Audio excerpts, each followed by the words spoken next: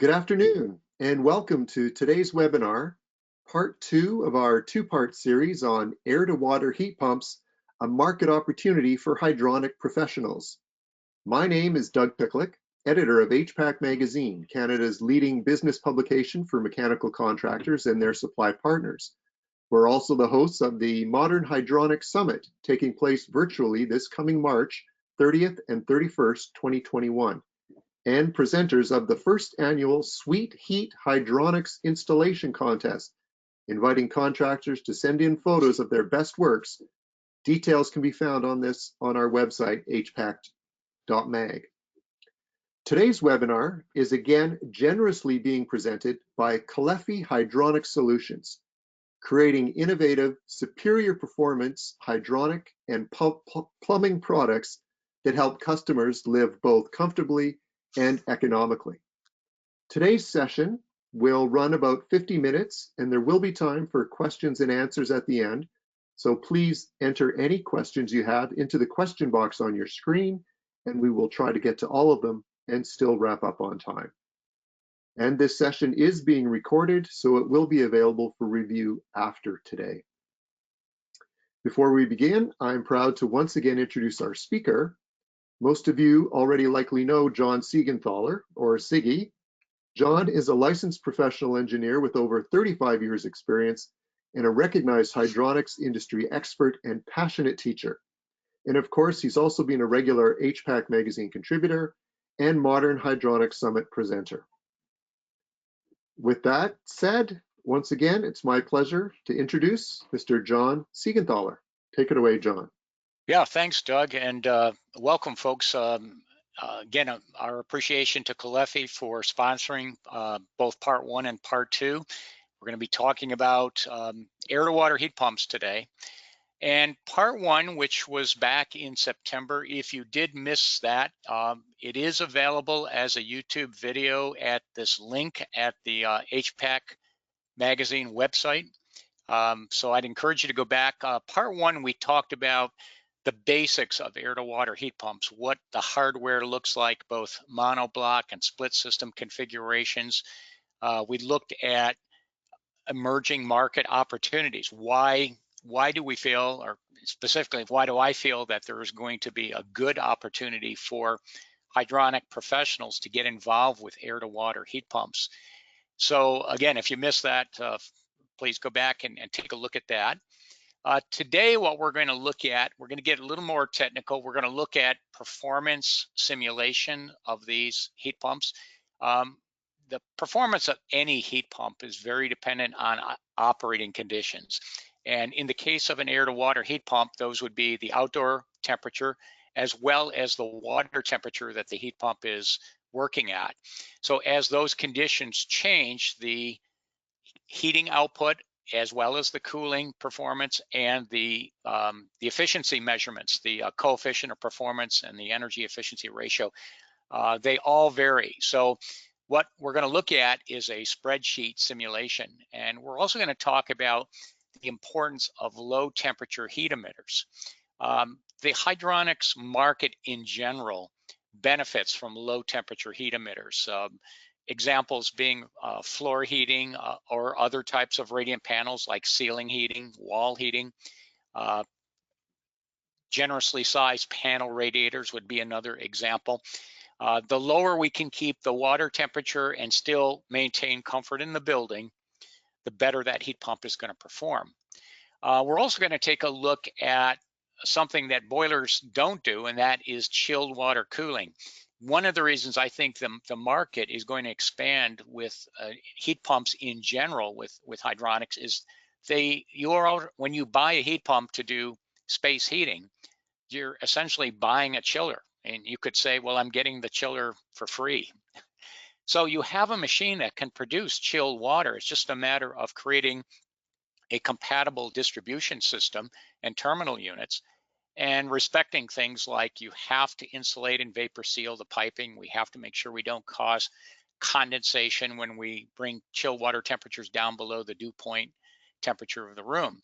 And then we'll wrap this up with examples of systems, starting with a very simple system slab on grade radiant floor heating. It could be residential, or it could be a light commercial application. And it's a very easy task to integrate an air to water heat pump into that kind of situation. And then we'll expand out into multi-zone heating with domestic hot water. And then finally, putting everything together, zoned heating, zoned cooling, and domestic hot water. Now we'll start with performance modeling. And as I was mentioning, the performance of an air to water heat pump is very dependent on outdoor temperature. And one of the ways that we can look at outdoor temperature at any given location is what's called bin temperature data. And the table you're looking at over here on the right, you'll see the first column, it says bin range. My apologies, I'm in the States, so I'm still working with degrees Fahrenheit here. So the first bin here, it says -10 to -5 degrees Fahrenheit. And it says in this particular location, which is Boston, we only have 1 hour on an average meteorological year when the outside temperature was between -5 and -10 degrees Fahrenheit, okay? And then you'll see these bin temperatures just go up in increments of 5. So all we're doing is taking the hourly average temperature over the entire year, and we're organizing those temperatures into groups that are 5 degrees wide, starting from a very low temperature and going up to, I've ended it at a temperature range above which really no building is going to need heat input. We also look at, in this case, when we're in a particular bin, what percent of design load are we at? And you can see in this particular case, again, from Boston, Massachusetts, their design temperature is actually 9 degrees Fahrenheit. And that would fall into this bin. So we're at a nominal 100% of load there.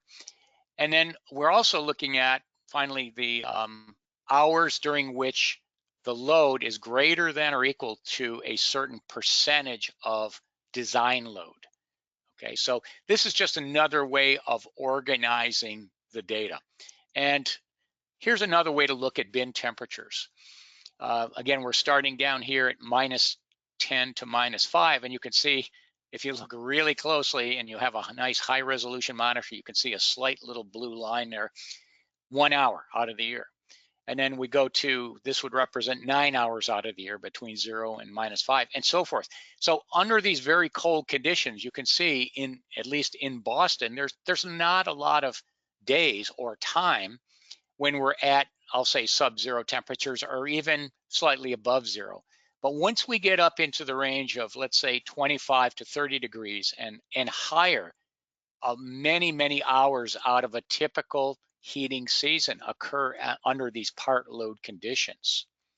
And this is going to be beneficial to the performance of the heat pump. We may size the heat pump for the design load condition, but most of the time it's going to operate well under that load condition, okay? Now, the other thing that the performance simulation has to take into account is the specific capacity and coefficient of performance of a particular model heat pump. And the one that we modeled here was a SpacePack product. It's a new product. In fact, it's just being released this month into the market. It is a split system air to water heat pump. So over here on the right, you see the outdoor condenser unit, the refrigerant line set tubes that go into the indoor unit. That indoor unit's about the size of a small ModCon boiler. And then there's 1-inch copper piping that connects the indoor unit to the balance of the system. So that's the heat pump. It's a nominal 5-ton heat pump. And when I say nominal, at an industry rating condition, probably 45-degree outdoor air, and some specified water temperature. But again, that's a nominal rating. It's going to operate at temperatures above that at some hours out of the year. It's certainly going to operate below 45 degrees Fahrenheit even in Boston for many hours out of the year. Now, when you do a simulation of any product, you always want to be mindful of extreme conditions. If you make a model and you assume that model applies across a very wide spectrum of conditions, always make sure that that's a valid assumption, because you know, you may get a condition where your model says the heat pump is going to have a COP of 8 or 9 under, you know, ideal conditions. We limited the COP of this heat pump to 4.5. We felt that was a reasonable upper limit.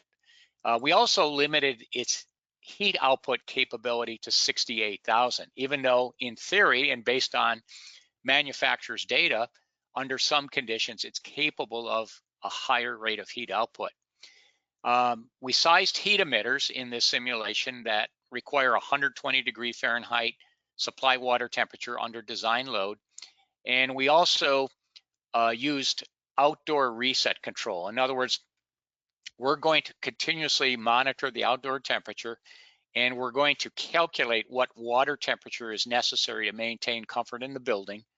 And we're only going to ask the heat pump to heat the buffer tank up to that temperature. So if it's not a design day, we aren't operating with 120 degree supply water temperature.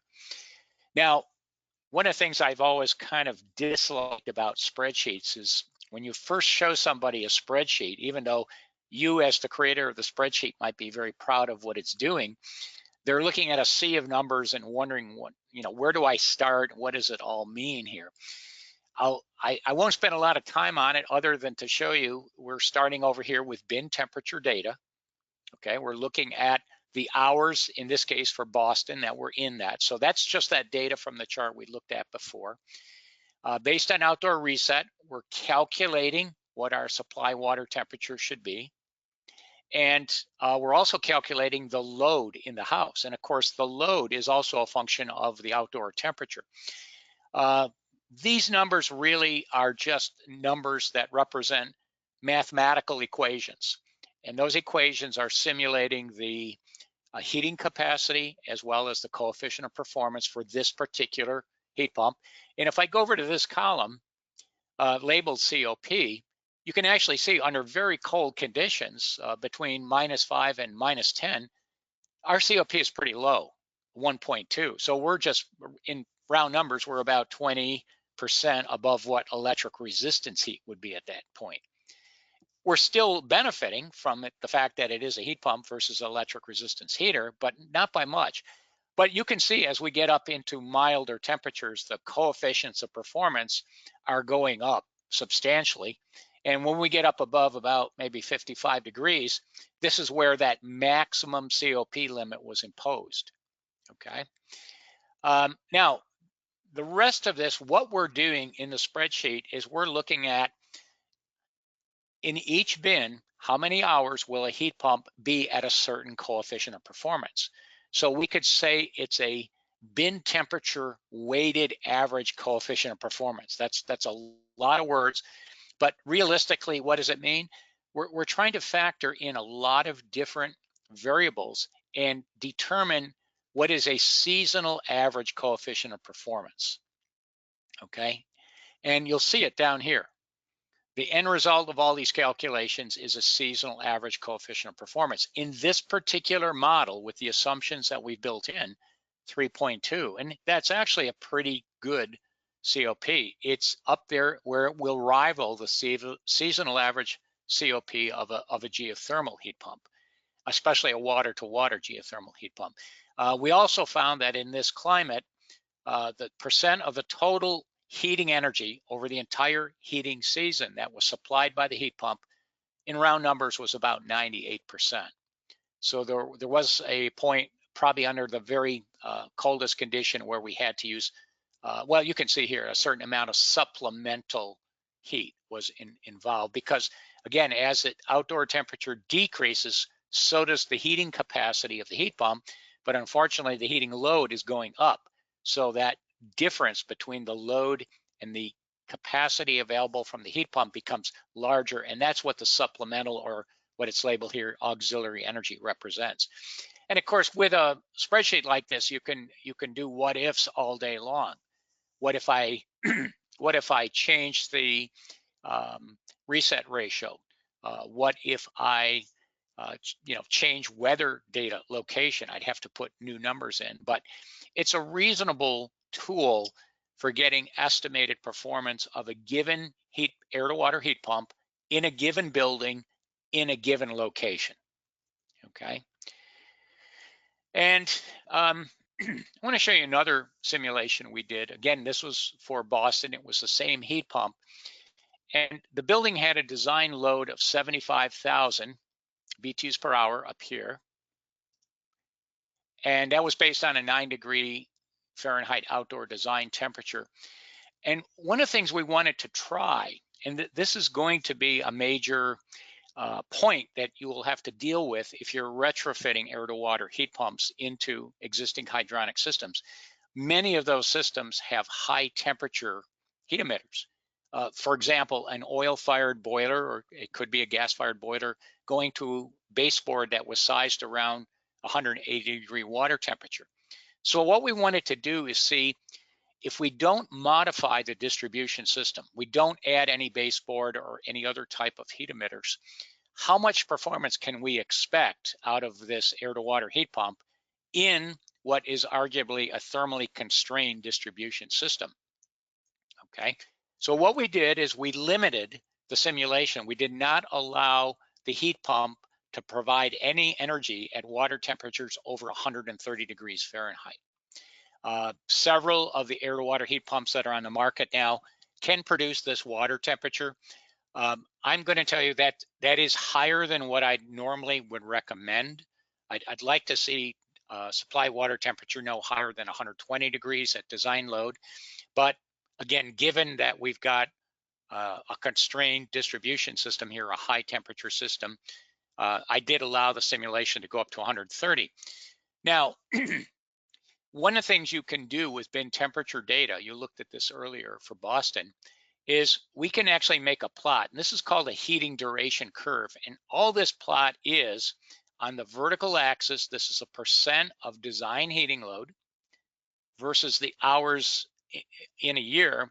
And I'm sorry, this is the hours during which that space heating load is greater than or equal to a certain percentage of design load. So for example, if we said how many hours a year are we at or above, I'll say 60% of design load right here. Well, we could come over to our curve and drop down, and I'm going to say approximately 1,800 hours. So we're at or above 60% of our design load, approximately 1,800 hours a year. Now, the reason we plot it like that is so that we can actually do some other analysis with it. Over here is a simplified model of the building load.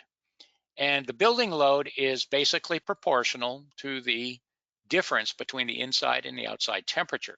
So you'll see our building load here starts at 65 degrees outside, all right? And it goes up in a straight line. So there's a proportional relationship there. As the air temperature gets lower, the load goes up. And here's our design point right here. And over here on the right, you'll see I've got a temperature scale for water temperature. And this also corresponds to our design load of 75,000 BTUs per hour.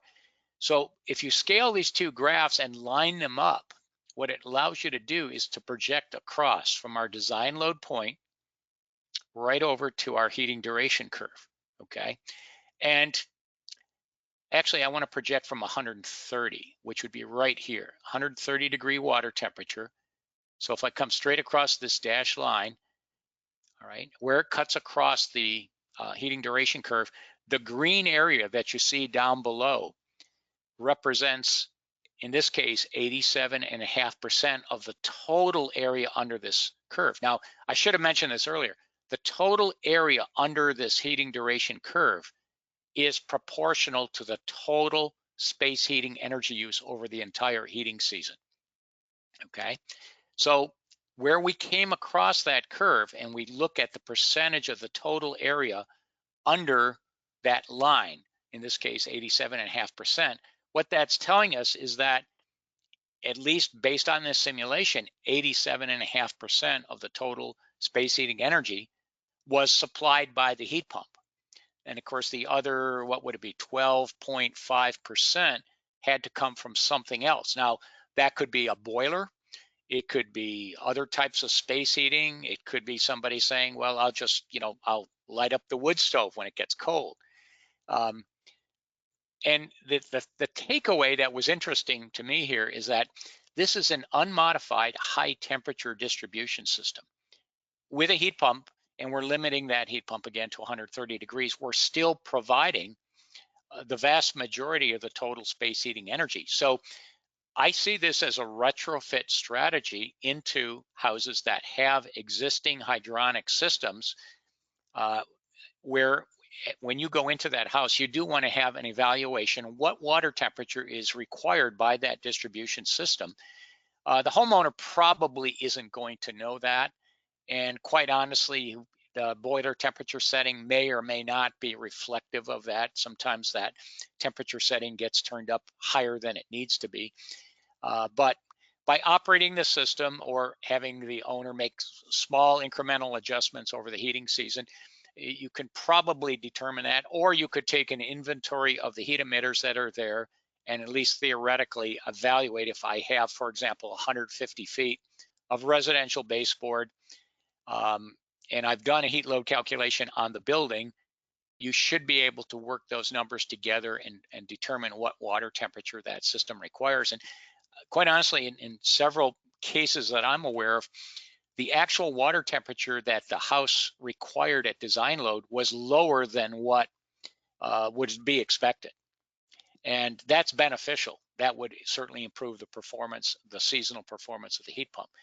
So certainly in new construction, it's beneficial to keep that water temperature as low as possible, and you can do that quite easily. We'll look at some heat emitter options for that. But even in retrofit situations, I want to stress there is an opportunity for air to water heat pumps not to completely displace that existing boiler. You're still going to need supplemental heat on those coldest days, but you're still displacing a high percentage of that fossil fuel energy. Now, this is another simulation we ran, same heat pump, but in a lower energy house, and this was based on Syracuse, New York data, so closer to what you would have in Southern Ontario. We ran a simulation, again, with that same heat pump. We're looking at the house load here. You can see even at minus 17 degrees outside, our house load was about 38,000. This is a very well insulated house. And we ran it assuming we're maintaining a buffer tank at 105 degrees Fahrenheit. So to maintain it at an average temperature of 105, what we were doing with the controls is turning the heat pump on when the tank temperature sensor dropped to 100 Fahrenheit, allowing the heat pump to run until the tank temperature got up to 110. So our average would be 105. So under those conditions and in that location and for this particular building, our seasonal average COP was 2.75. Again, we limited the COP of the heat pump to 4.5. You can see it somewheres here. We also limited the capacity to 68,000. Now, we ran some other numbers on this as well. One of the what ifs that we ran is, what if we lowered the buffer tank temperature? Instead of having an average of a 105 Fahrenheit, we'll lower it just 5 degrees. So we'll turn the heat pump on at 95 and we'll turn it off at 105. Look at what our COP does. It goes from 2.75 up to around 2.9. Pretty significant for a 5-degree drop in temperature. But again, what's the takeaway? Low water temperatures are beneficial. And then finally, we changed the control strategy from a set point in the buffer tank to full outdoor reset control in the buffer tank. And this is really going to benefit the performance of the heat pump, because now we're heating the water in the buffer tank just warm enough to maintain comfort in the building. That's the goal of any outdoor reset control strategy, is not to overheat the water for what the existing load is, but to heat it just warm enough to maintain that comfort level. And you can see our COP jumped up to almost 3.5. And again, we're seeing numbers now that are pretty close to what a geothermal heat pump would do. Okay. Um, Many of you watching probably have different fuel costs, but we compared this in upstate New York to the price of propane, fuel oil, electricity. We're fortunate down here. We're currently buying electricity at about 9 cents a kilowatt hour. I know that probably hurts up there in Ontario. You're, I think, up around 20 something cents a kilowatt hour.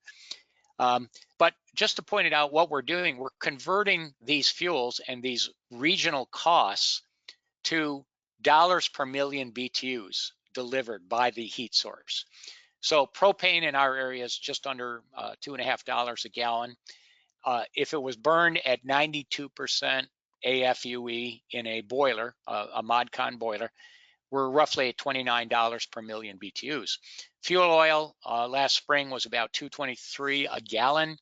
If it was burned in a boiler with a standard, a modern oil burner, retention head burner, at 86% AFUE, we're at about $18.50. So you can see oil is quite a bit less expensive in our area than propane. We go down to electricity.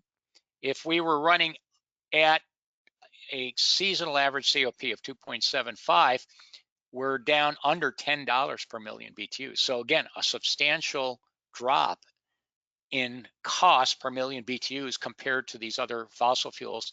And if we used full outdoor reset control, where we had the higher 3.47 seasonal COP, we're under $8 per million. So again, what's the takeaway? The takeaway is that these heat pumps can produce energy for heating at costs that are, I'll say, competitive, if not substantially lower than the current cost of fossil fuels. And that's a big deal. There are many rural locations that don't have natural gas. And I was on a call, share a quick story earlier today. There is discussion in New York State by 2030 of no new houses being allowed to have natural gas or any fossil fuel.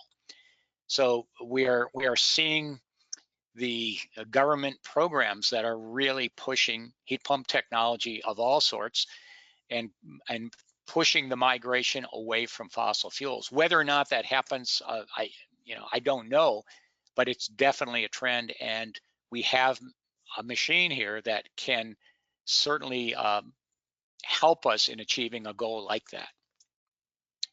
Okay. Now, another thing you can do with an air-to-water heat pump is you can integrate hardware to do domestic water heating. So what we wanted to do here is we wanted to integrate a domestic water load, and we assumed roughly a family of 4, 15 gallons per day per person. So 60 gallons per day heated from 50 degrees up to 120 degrees. And we also assumed that we're going to use the buffer tank in the system. We're going to use heat within the buffer tank, transfer it to domestic water through a heat exchanger. And I want to stress, we're not taking water from the buffer tank and sending it to the taps. We're separating those two water by a heat exchanger and a generously sized brazed plate heat exchanger. But we're assuming we're maintaining an average buffer tank temperature in this particular simulation of 105 degrees Fahrenheit. So here's the setup. We're going to take heat from the buffer tank and preheat the domestic water as much as possible. And then we're going to top it off. If we can only heat it up to, let's say 100 degrees. We still want to get it to 120 before we deliver it to the fixtures. That energy in this simulation was going to come from electric resistance heat. So the graph we're looking at here, this would be the seasonal average coefficient performance of the heat pump based on different buffer tank temperatures. And as you can see, as we lower the temperature that we're maintaining the buffer tank at, and these would be average temperatures, certainly our COPs are going up. But from the standpoint of preheating domestic water, as we lower the buffer tank temperature, we are invoking more and more auxiliary heat to fully heat the domestic water to 120. If we only come out of our heat exchanger at 85 degrees and we have to get up to 120 degrees, obviously that's more of a temperature lift compared to coming out of the heat exchanger at 100 degrees and going to 120. So you'll see that the seasonal COP actually starts to drop off as we lower the buffer tank temperature.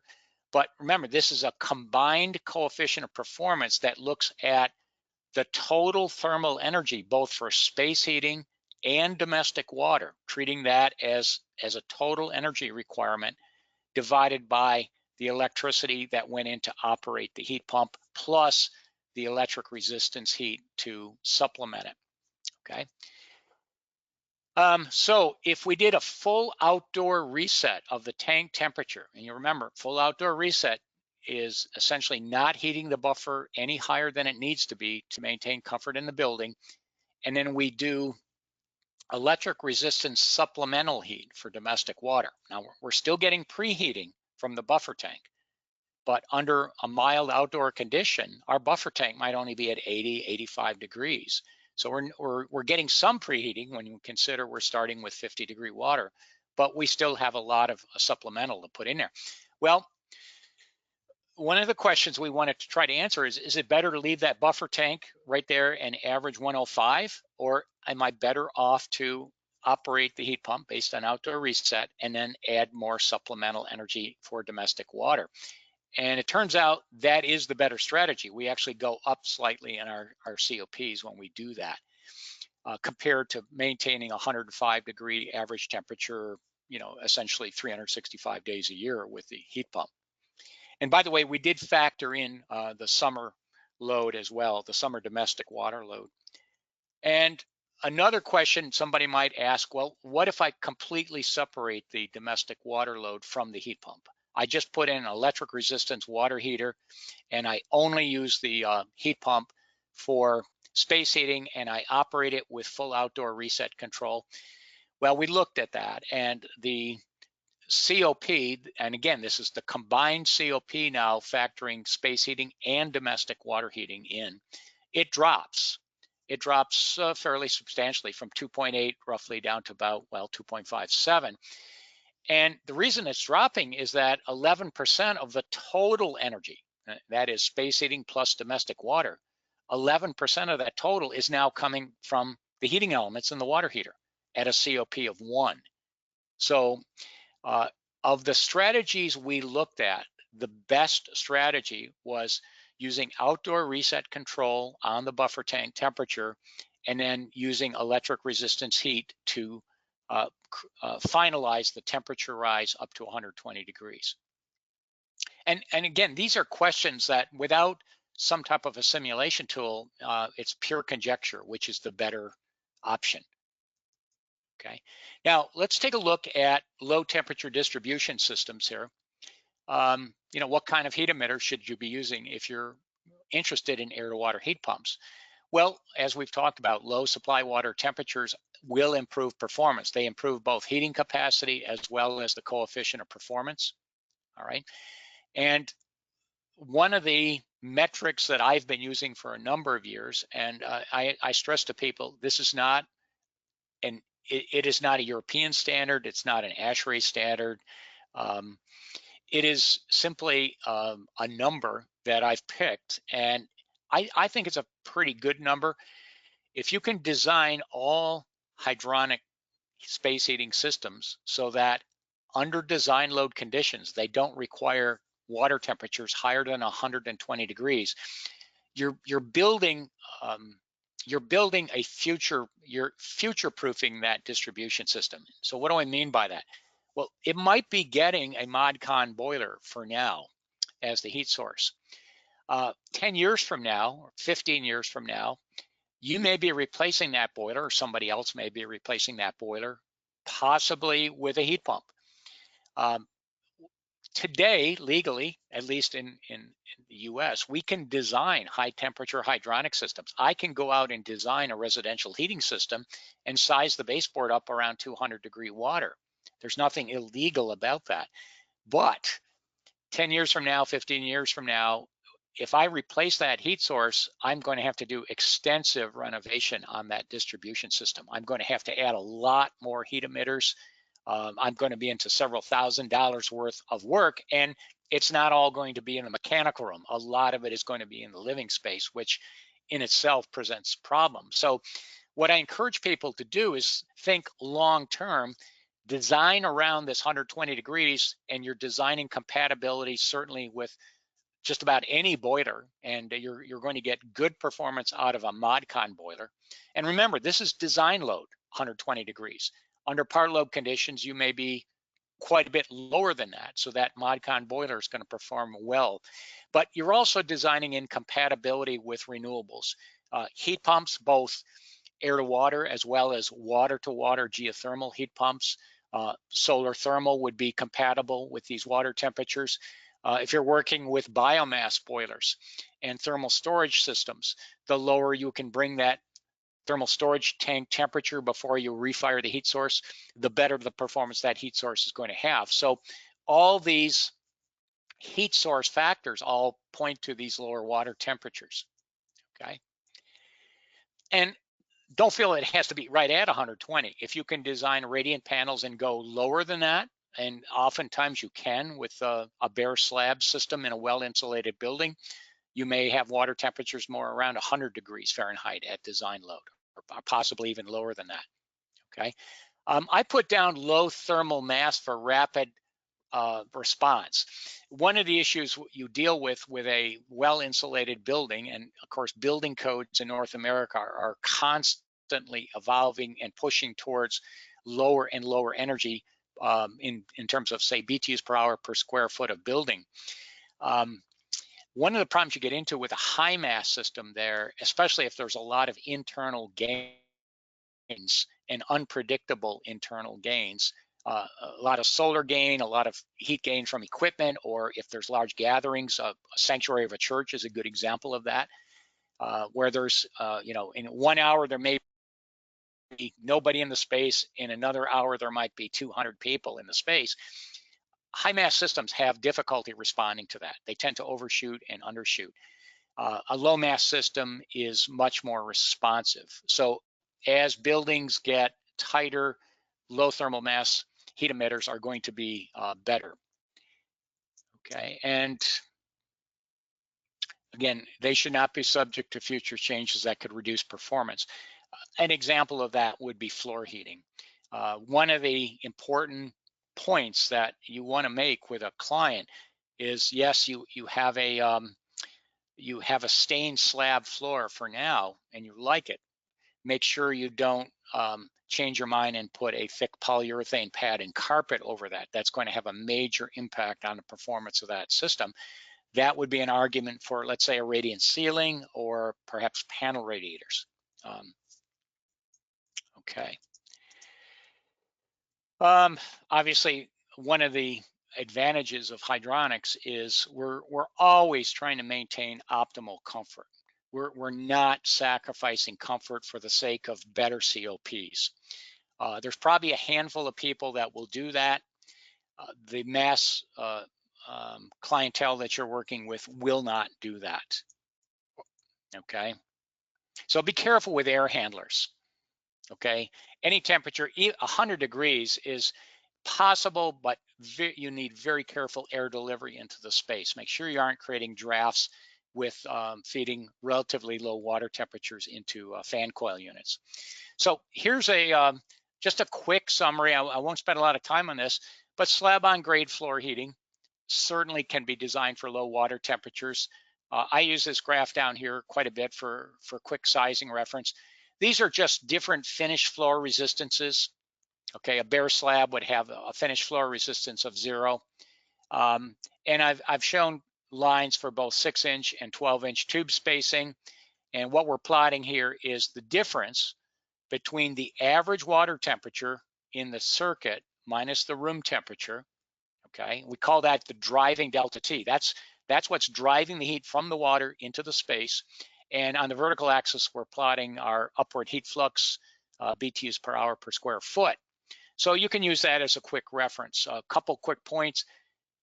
make sure you do a good job with under slab insulation. We always want minimum 2 inches of extruded polystyrene under there.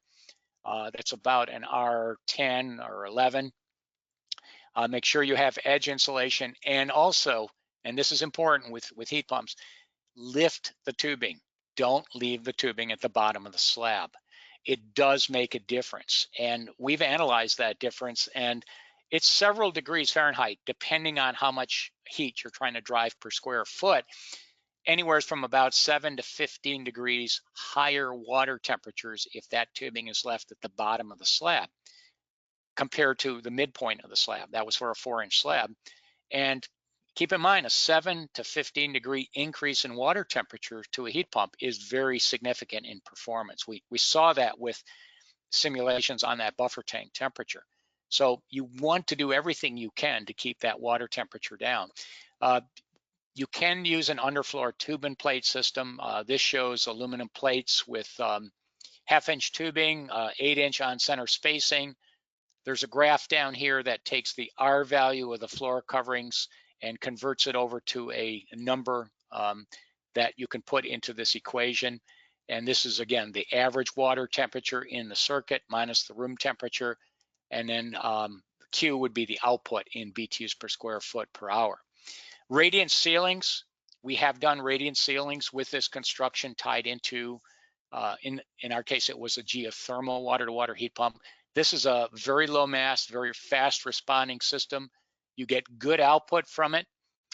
In round numbers, you can get about, you can get about 28 BTUs per hour per square foot with a 110 degree average water temperature.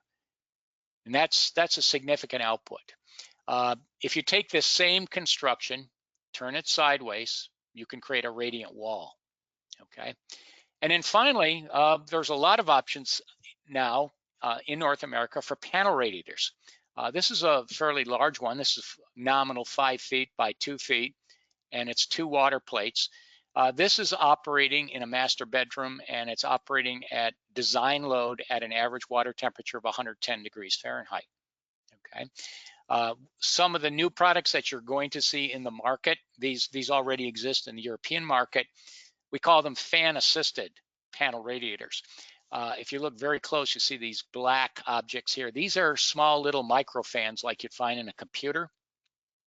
And these turn on automatically. They draw very little power. They're about 1.5 watts per fan. And there's multiple fans in here. And the reason those fans are there is to enhance convection under low water temperatures. Convection drops off fairly rapidly at low water temperatures.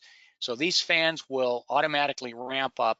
And the reason these manufacturers, the panel rad manufacturers, have done this is to make these products compatible with heat pumps. Because the European market, there are, hundreds of thousands of hydronic heat pumps, both geothermal as well as air-to-water heat pumps. And these manufacturers want to have heat emitters that are compatible with what those heat pumps can produce. Okay. Cooling, let's take a look at it. Now, again, you've got several choices for how do you deliver cooling using chilled water. I'll start down here at the bottom. This is a 3-ton air handler. There are several manufacturers in North America that have this. This actually has what's called an A coil in it.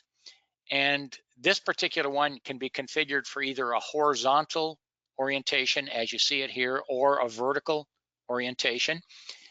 You see the 2 insulated tubes coming down. This is 3/4 inch pre-insulated PEX tubing. It is critically important that when you distribute chilled water through a building, that piping has insulation. The insulation has to be sealed so vapor can't get through it.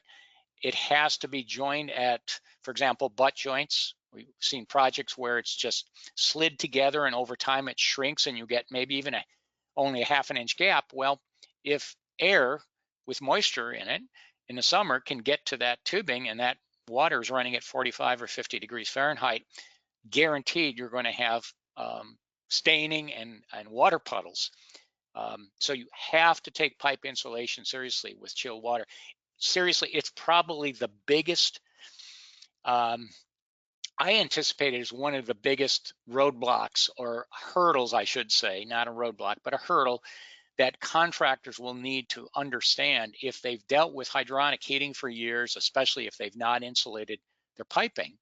Nothing really happens other than heat loss. Well, if you don't insulate your piping with chilled water, bad things happen. Now, this would serve a central ducted system, probably the whole house could be done with that size air handler. The other approach would be to have zoned chill water cooling. There are products like this. This is what's called an I-vector unit. It's a fan coil from Meissen. It does have a drip pan in it, so it can operate with chilled water. And of course, that drip pan would have to have a drain that would take the condensate and run it either to some drainage system or perhaps outside the building. You can also buy high wall cassette units. These look identical to the units that I'm sure you've all seen for ductless mini split heat pumps. The only difference is it's a water coil instead of a refrigerant coil.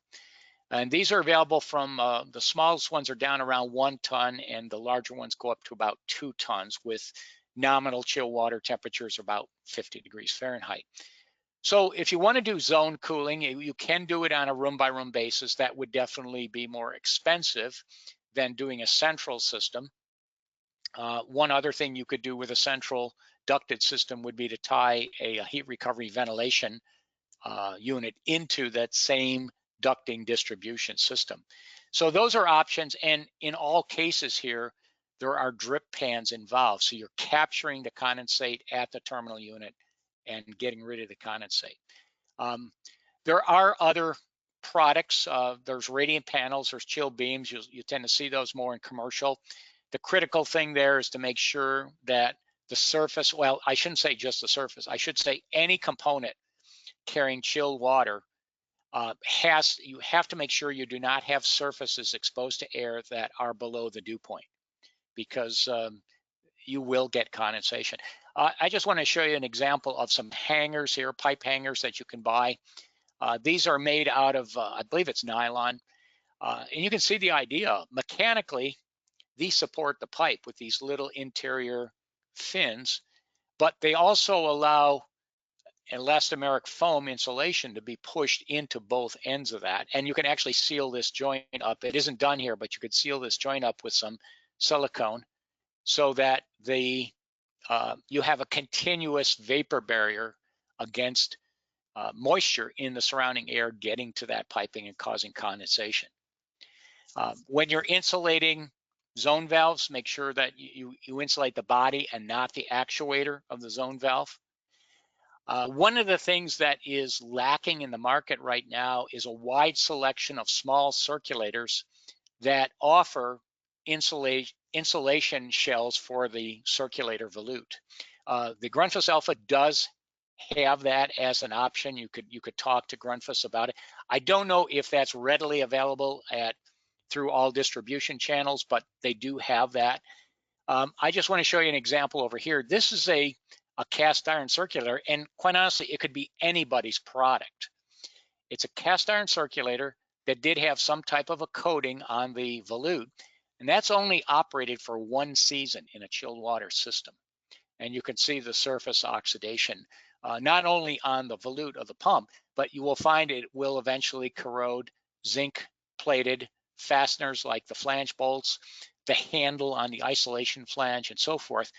And I've actually written about it in HPAC in the past. One of the categories of products that I'd love to see in the market is more offerings for small circulators that have insulation shells or some method of insulating that volute, short of wrapping it with the 1/8 inch thick foam tape. I mean, that will do it. It's not going to look very good, but some type of an insulation package for that volute would be a nice addition to the market, as would be isolation valves, isolation flanges that allow that insulation to be continuous from the pump across the isolation flange and right out onto the piping. This is a chart you can use. It just basically, it gives you some conditions over here dry bulb temperature and relative humidity. And over here, it shows you based on different pipe sizes and different fluid temperatures inside the pipe, what is the suggested wall thickness to prevent surface condensation. Now, this is based on elastomeric foam insulation. Other insulation products potentially have different uh, thicknesses, but you can see the thickness in the small pipe size just to avoid condensation. If it's 50 degrees, and most of the chill water systems, some of them might go down into the mid 40s, but a 3/8 inch layer of insulation is generally sufficient to avoid that. As you go to more severe conditions, tropical conditions, I guess I'd call that down here, they do recommend thicker insulation. Okay. So I think we talked about all that. Let's go to a poll question, and I'm going to read this out, and we'd like your input on this since we've been talking about small scale chilled water cooling because of the availability of heat pumps now. What is your involvement with chilled water cooling in either residential or light commercial buildings? And the choices here, and I'm going to read these out just so on the recording everybody knows the options. I use choice number one, I use it in most systems that have either a geothermal water to water or air to water heat pump. Choice two, I use it in a few systems that have either a geothermal water to water or air to water heat pump. Choice three, I expect to be using it in some of my future systems, but I not at present. And choice four, I do not plan to use it in any applications. And again, the subject is using chilled water cooling in smaller buildings. And Doug is going to tally those up and give us the results here in a few seconds. Why did we, as those results are coming in, I should mention, why did we ask this question? Well, again, looking ahead, we're going to see more and more heat pumps coming into the market and displacing some of the boiler market. And as that happens, we have the availability to do small scale chill water cooling. So we're just trying to gauge interest in it at the present time. So Doug, what are the results looking like here? Do you have any yet?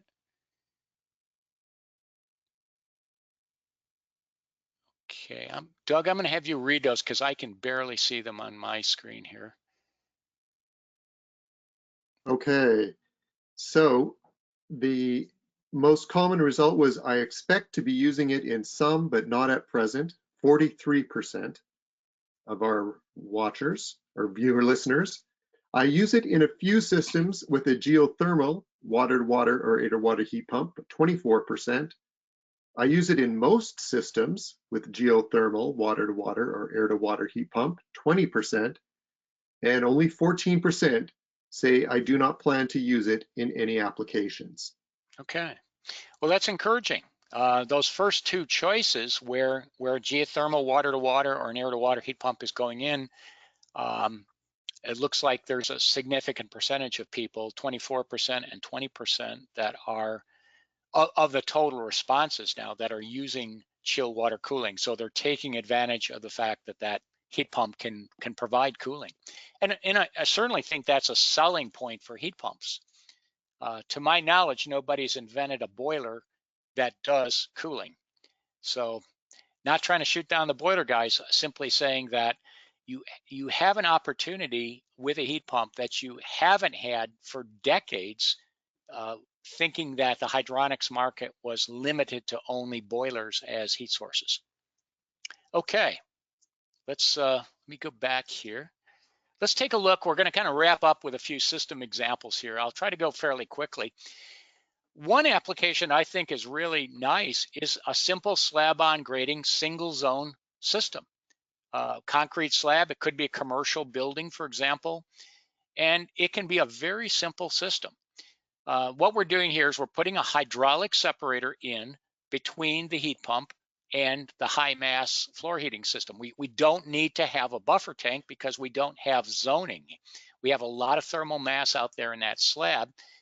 And this could be as simple as, for example, we could leave this pump running continuously during the heating season, Constant circulation helps a lot in commercial garage type facilities, because what it does is I use the term, it stirs the BTUs within the slab. Oftentimes with large overhead doors and poor insulation in the slab at those locations, the edge insulation, you have higher heat loss at those doors. And instead of having higher heat loss there and having slow evaporation of melt snow and so forth, by keeping that circulator on, you're gathering up heat from the core of the slab and moving it out to that perimeter. Now, the reason the hydraulic separator is in there is it allows the flow rate in the heat pump to be different from the flow rate in the floor. It also takes care of air separation and dirt separation, and with a magnetic hydraulic separator, you're also able to capture iron oxide particles. And that's really important if you're working with the newer high efficiency pumps that have permanent magnets in the rotors. They have a strong affinity for any kind of iron oxide. The manufacturers do a pretty good job of trying to minimize the potential problems of getting that iron oxide in between the rotor and the rotor can, but certainly having that magnetic separation capability in the system is adding more safeguard against that. So that's a really simple system. You could turn it on and off with turn the heat pump on and off with a simple room thermostat. Here's a one that's a little more elaborate. This is using a split system air to water heat pump over here on the left. And it also has an electric boiler. And I'm showing that simply as an option. If you wanted an all electric system and you want some backup to the heat pump, there are choices. Some heat pumps have built-in electric resistance heat. Some buffer tanks are available that have immersion elements in them.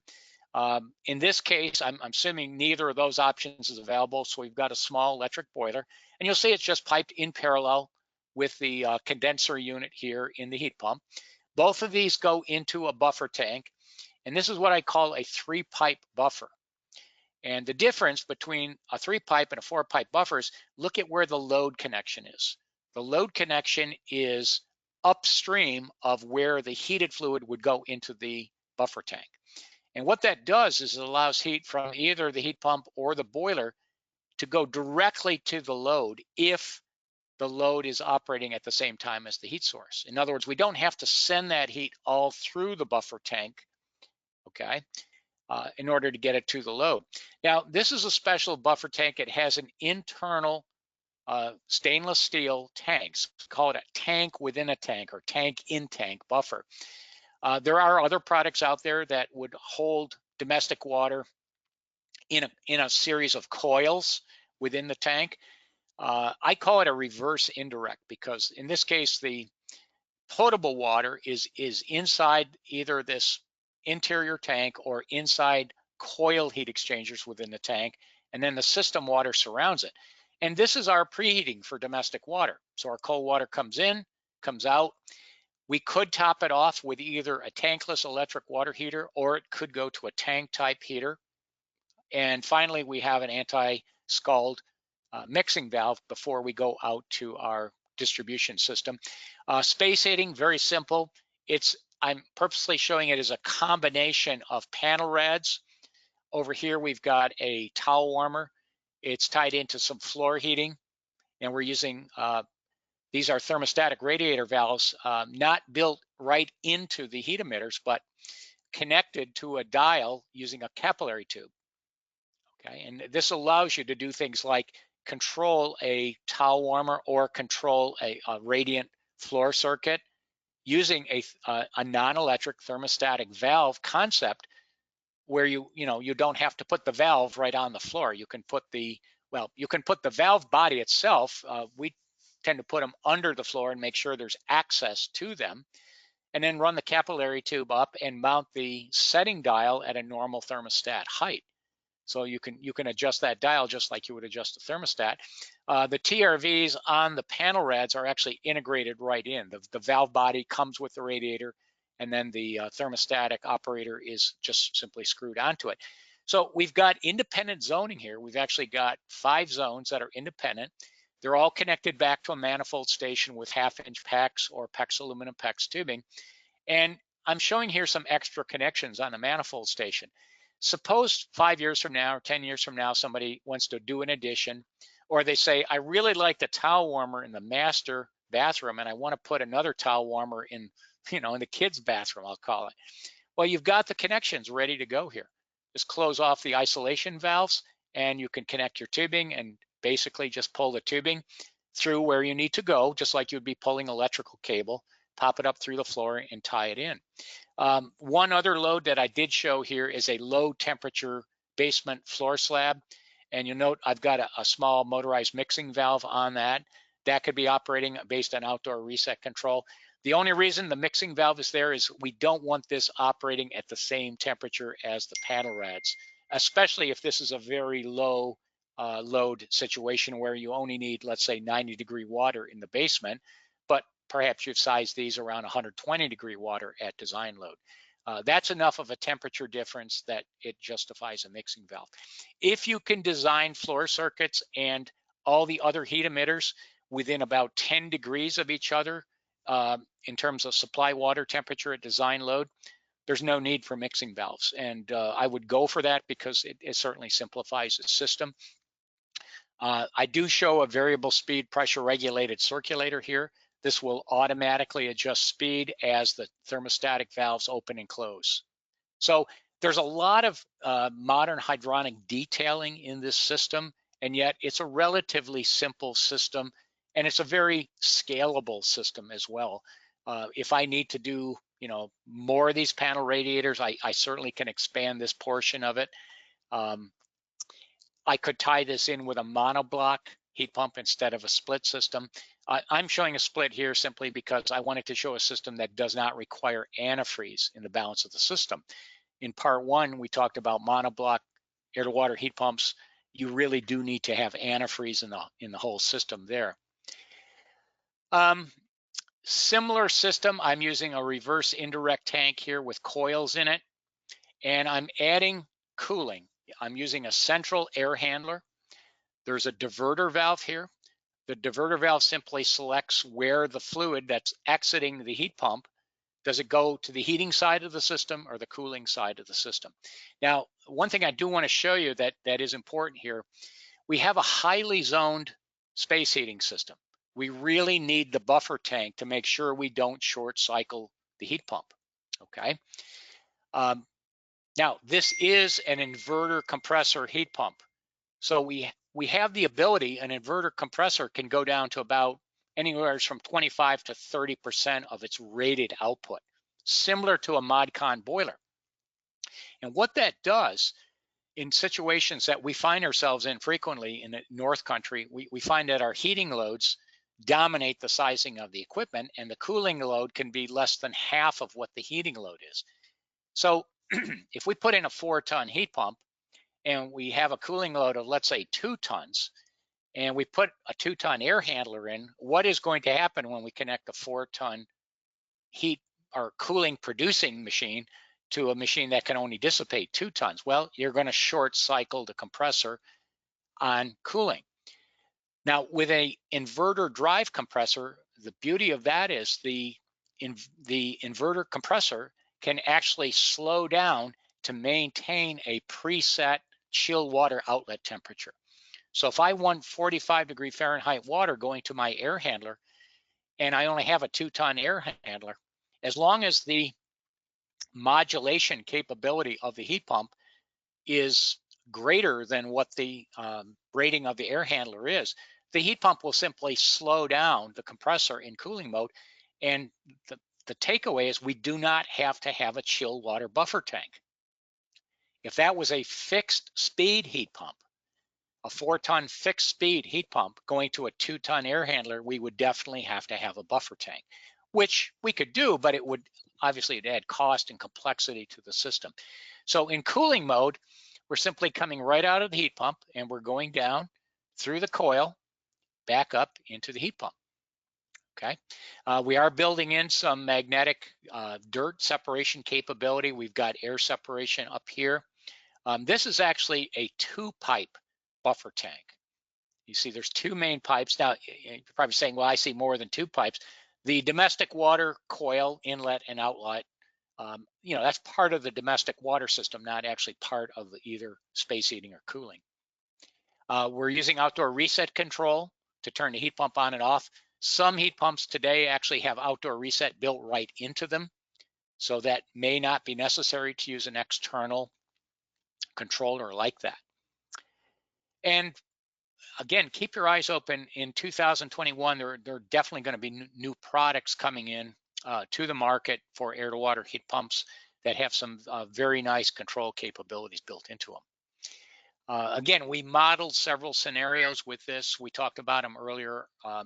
We found the optimal combination to be outdoor reset control of the buffer tank temperature and then supplemental electric resistance heat. In this case, I'm showing it with a tankless electric heater to top off that domestic water.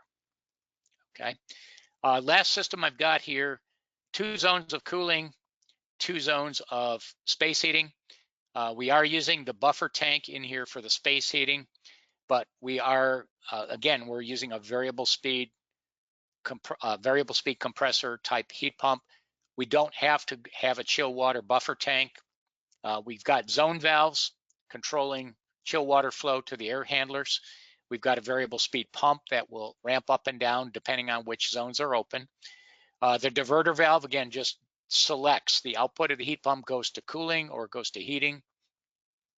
Over here, we've got a detail. This is an external brace plate stainless steel heat exchanger and a flow switch on domestic water. As we draw hot water at our fixtures, once we get up to about 7/10 of a GPM, this flow switch contact closes. We use a relay and we turn on the circulator, taking the hottest water at the top of the buffer tank down through the primary side of the heat exchanger. And we're taking cold domestic water in counterflow up through the other side. That's our preheating effect. And we're going into the dip tube. In this case, I'm showing an electric tank type heater, and our elements only have to top it off from there. So I'm showing you quite a bit of versatility here: zone heating, zone cooling, and domestic water. It is a monoblock system, so it's a pre-charge refrigeration. And because it's outside, we do have to have antifreeze in the entire system. And a final note, make sure you insulate any chilled water piping. And our closing slide out here, again, our sponsor is Caleffi, North America.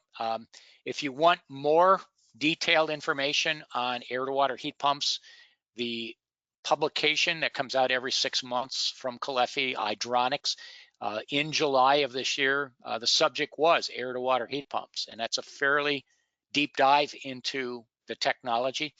That's available as a PDF file right at this website, or go to the website, sign up. Caleffi will mail you free of charge a hard copy of that. And as Doug mentioned at the beginning, the Modern Hydronic Summit is coming up as a virtual event because of the coronavirus situation. It'll be on March 30th and 31st. And there's the website to get more information on the summit. And with that, I know we're a little bit over here. I'm not sure how long we can run. Do we have time for any questions, Doug? Well, I think I've got a few questions here. A number of people have asked about getting this session recorded, the recording, and yes, it will be available afterwards. People are asking about the presentation, a PDF of the presentation as well. Are we able to accommodate that? I think so. I believe we are. I can Yeah. get a PDF up to you. Okay, get it to me and we'll make that available for everyone. That'll be you'll see a link on the HPAC website under the Tech Pulse area. There was one question here that that asked about, would the panel rads on system 2 that you showed towards the end be used for cooling? No, that's an easy answer. Anything that goes below the dew point temperature is going to have condensation on it. And actually this summer, we saw dew points in upstate New York of 77 degrees Fahrenheit. That's a very tropical day. But you could say you could bring chilled water as long as it's 3 or 4 degrees Fahrenheit above the dew point. In theory, you could get a little cooling effect. It's not the way to do it. It's just too prone to errors. If you're new to chill water cooling, I'd highly encourage you to use equipment that has drip pans built into it, either a central chill water air handler or some of the other console type air handlers. In the commercial sector, I think there's huge opportunity for both radiant cooling as well as chilled beam cooling. And the next issue of hydronics, which will be coming out in January, actually covers both of those subjects. So stay tuned to hydronics for more information on that. Okay. But no, don't use panel radiators for cooling. And for Okay. that matter, don't use fin tube baseboard for cooling. Perfect. Okay, a couple of quick ones. Do you need insulation in thin slab hydronic layout? Yes, if you're doing Yeah. a thin slab for floor heating, I would suggest at least an R19 fiberglass bat under any area that has a thin slab. Without it, what you're going to have is two-directional heat transfer. And we actually had a project years ago where the owner did not believe that, and he did not insulate the underside of a floor with a thin slab of floor heating on top of it. And we also had floor heating in the basement. And the basement was running at about 80 degrees and the upstairs was running at about 60 degrees. So he was not happy about that. Convinced him that the insulation shown on the drawing should be installed. He did it, took care of the problem. So yes, insulate under thin slab. Okay. This goes back to one of the earlier ones. What was the COP combined for direct water heating and space heating when you kept the buffer tank at 105 degrees year round compared to outdoor reset on the buffer tank? That was I'll see if I pretty can remember that. specific. Yeah, that's Yeah, pretty I specific. believe it. I believe it was about 2.75. Now, again, I want to caution you. That's for a specific heat pump, specific building, specific location. But Right. the example I showed was about a 2.75. When we went to full outdoor reset with domestic water preheating, it went up to about 2.82 in that particular application. So I think fundamentally the question I was trying to answer with the spreadsheet model was, is it better to maintain that buffer tank at 105 degrees and in effect take a performance penalty on the heat pump to achieve a higher degree of domestic water preheating? Or would it be better to use full outdoor reset control and put more electric resistance supplemental heat into domestic water? And the latter was somewhat better, not a lot better, 2.7 up to about 2.82. Okay. I'm going to leave you with this last question and then we're going to have to cut it off. Sure. Alex asks, what is a ballpark installed for these systems? Maybe system 1, 2, and 3. I don't know if you can answer that. I honestly can't. Yeah. You know, the air to water heat pump market right now, you can buy what I'd call a bare bones heat pump and build the system around it. Or what you're going to see more of this coming year is a much more, I'll say, pre-assembled system approach, where instead of the contractor adding the circulator, the expansion tank, the piping necessary to do domestic water and so forth, that's all going to come as a pre-assembled module. So the trade-off you're going to see in pricing is that will be more expensive. Obviously, the manufacturer is providing more in terms of hardware and assembly. But from your standpoint, you're probably taking at least a couple days out of the installation process. So, you know, these systems, what we have found in just general terms in our market, upstate New York, is that if a given geothermal system installed costs X, we're finding the air to water heat pump with the same type of low temperature distribution is coming in anywhere from about 30 to 50% of X. And the big difference is pretty obvious. It's the elimination of the earth loop. A residential vertical borehole earth loop in our area for a 3-ton heat pump is going to be about $11,000. simply to get the pipe in the ground and get it into the building. With a air to water heat pump, you don't need that, and you're getting performance, again, that's pretty close to what the geothermal system is. And I would encourage you to go back and download part 1 and look at it. We actually did a comparison in there where we're comparing air to water versus geothermal. And one of the slides in particular, and I'll stress it as a final point, and I know we've got to end, keep in mind that you do not pay for COP. COP is a number, it's a good number to compare relative performance, but you pay for kilowatt hours. And don't necessarily think that the highest COP heat pump is always your best investment. In terms of overall life cycle cost, looking at both installation cost and operating cost, my feeling is air to water is very, very competitive against geothermal. Certainly in an unsubsidized market, it's extremely competitive, if not more cost effective. So Doug, I think I better leave it at that. Yep. Thank you so much. We do have more questions. I'm sorry we can't get to them all, but John, I think we can send you the questions, and perhaps you can help us Sure. us out Send them over. and get those I'll answers out. Very good. Once again, John, I'd like to thank you for today's presentation, and I encourage everyone who may have missed part 1 of this series to go to hpacmag.com and search under the Tech Pulse header to find the video recording. Again, a large thank you to Caleffi Hydronic Solutions for being the presenting sponsor of this series. For more information on Caleffi and its products and hydronics, visit caleffi.com. That's CALEFFI.com. And as I mentioned, HPAC Magazine will be holding our Modern Hydronics Summit virtually March 30th and 31st. Thank you, John, for mentioning that too. So please stay tuned for more information on this hydronics-focused event, where the winner of our Sweet Heat installation contest will be announced by none other than today's presenter, John Siegenthaler. Thanks again to everyone who's joined us today. Have a great day. Stay safe. Thank you.